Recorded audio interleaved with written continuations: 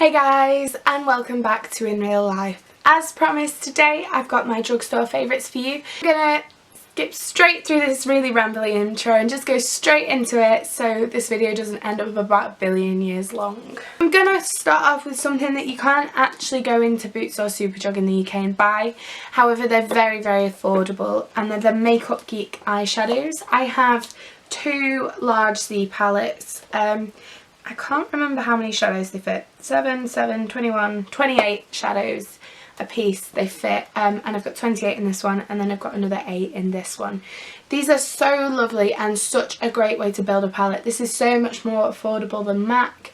This palette cost me less to make than a £15 eyeshadow palette would, and I've got so much use out of it. I actually prefer the quality of these shadows to MAC. I think they're just a bit better pigmented. They're more similar to the Urban Decay ones, especially the really creamy metallic ones.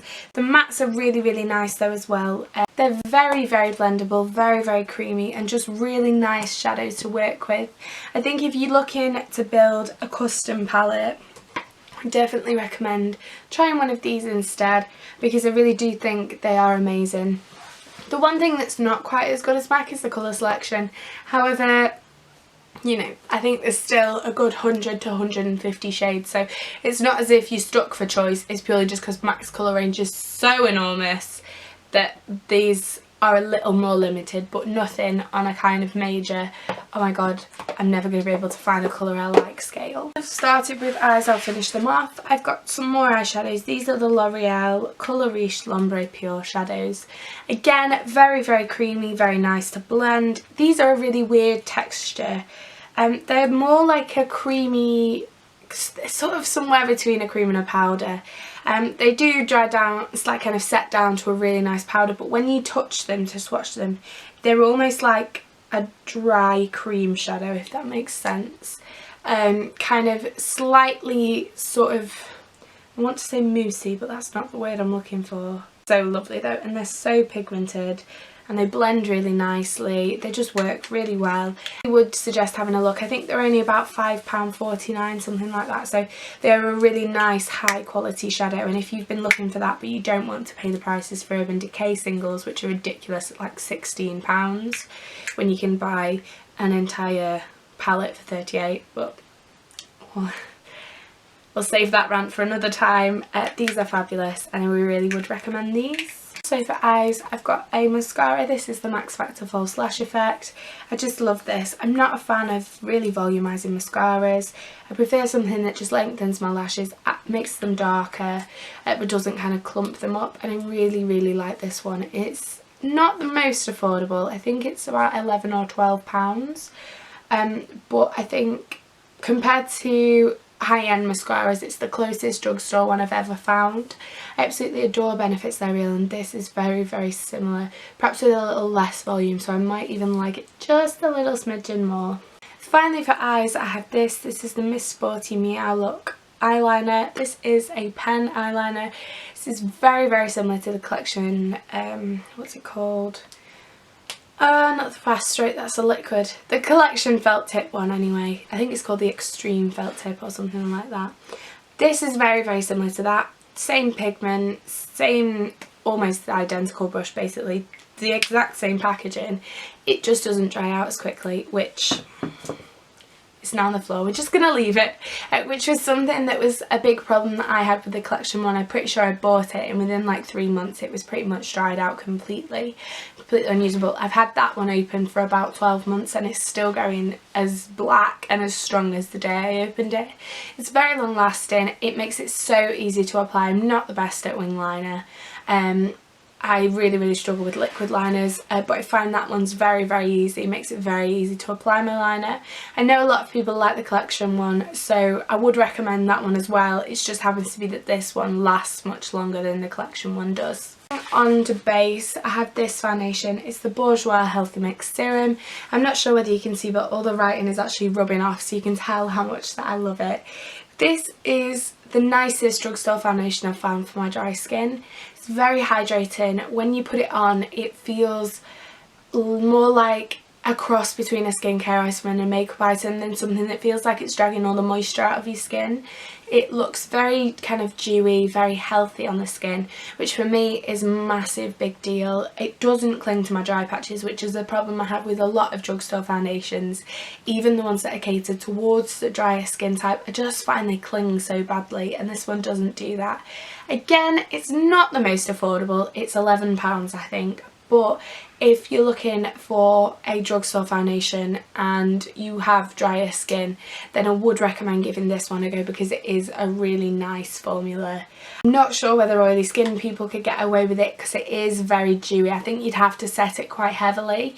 However, it builds up nicely, it sets nicely, so you probably could get away with it. But for drier skin people, it's a definite kind of, you can just chuck it on and go, and it looks amazing and it lasts all day. I couldn't do a Drugstore Favourites without mentioning these, the Sleek highlighter palettes. These have been doing the rounds at the moment and they're just incredible. This one is the very, very popular Solstice palette. Everybody is talking about this palette and I can see why. It is incredible. It's got 4 shades, 3 powders and a cream shade, and they're the most intense highlights I've ever tried. I mean, I barely touched that then and it's put like this massive glow on my hand. They're very, very intense, so not one for people who like a more natural highlight, or I think probably if you're a newbie to highlight, I'd skip out on these for a little while just while you get used to it. However, I do like this one for a bit more of a subtle look. This is Precious Metals, and this one has got 3 creams and a powder, and I find the creams are a lot more subtle than the powders and you can blend them out a lot more. They're still quite intense, but you can buff them out until they're basically not there anymore. So I think if you are kind of just giving highlighters a go, perhaps try this one first, as they're just a little bit more subtle, whereas these are very, very intense, and these are for the people that like that really massive in-your-face highlight. Finally, for face, the Barry M Flawless Chisel Cheeks Contour Kit. I think this has to be one of my all-time favourite makeup products. As you can see, I've hit pan on the contour shade. It is the only shade that I use out of the palette religiously. I use the light powder every now and then to set under my eyes because it is a really nice under eye setting powder.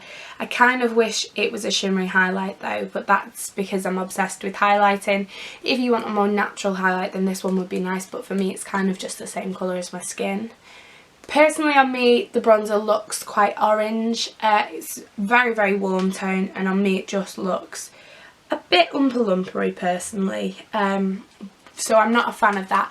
However, if you did have that more kind of olivey skin tone, that would probably work quite nicely. But the contour powder is very, very cool. It's very good for pale skin. You can build it up to get a really intense contour, or you can sheer it out for a really nice kind of subtle, just slightly chiseled cheeks. And I really like this one. It's only something like £6.49, so I don't even mind the fact that I don't use the other 2 powders. And then finally we've got lips. I didn't actually realise these are both NYX products, but I'm just really loving both of these at the moment. The first one is, these are the NYX Butter Glosses. This one's Creme Brulee, and then this darker one here is Tiramisu. These are just the best drugstore glosses I've ever used. I love the Clarins Instant Light Natural Lip Perfectors for high end. If you watch my high end favourites, you'll have seen that. But these are just really nice budget ones. They're £5, they're not sticky, they're nice and pigmented, which is something that I like in a gloss. I like to be able to put a gloss on and you can tell I've got a different one on. You know, if I wear this one day and then this one the next day, I like to know and make it, you know, it looks obvious that I'm wearing 2 different glosses. Whereas I find a lot of drugstore glosses, they all look really pretty in the tubes, but in fact you put them on and they're all exactly the same, really light, barely noticeable pink colour, and they just give your lips a gloss. Whereas these are quite pigmented, so they do leave a nice colour on your lips. Out of the 2, Tiramisu is definitely my favourite. It's a nice browny pinky nude. Also, they smell like cake. Which, I mean, what more do you really want from a lip gloss? It's not sticky, it smells like cake. Winning completely. The product we've got today is actually what I've got on my lips now. This is the NYX Liquid Suede in Soft Spoken. Now I've heard a lot of mixed opinions on these. When I bought this, I thought it was a matte liquid lip. However, it's sort of somewhere in the middle. It sort of dries down, but it stays a little bit tacky. As you can see, it's not quite matte, but it's sort of that kind of very satin, sort of almost matte finish. If you're into your really matte lipsticks, your matte liquid lips like I am, but sometimes you just want something a little bit less heavy, a little bit less kind of, I don't want to say high maintenance, something that's not basically going to dry your lips like completely out.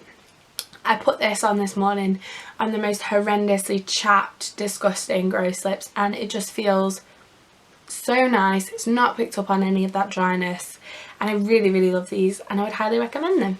So that's it for today, guys. I really hope you enjoyed this video. If you're not subscribed to In Real Life already, get subscribed, and if you want to see more of me, I'll leave all of my links in the down bar. I hope you have a lovely day, and I'll see you 2 weeks on Friday for another video. Thanks very much for watching, guys. Bye!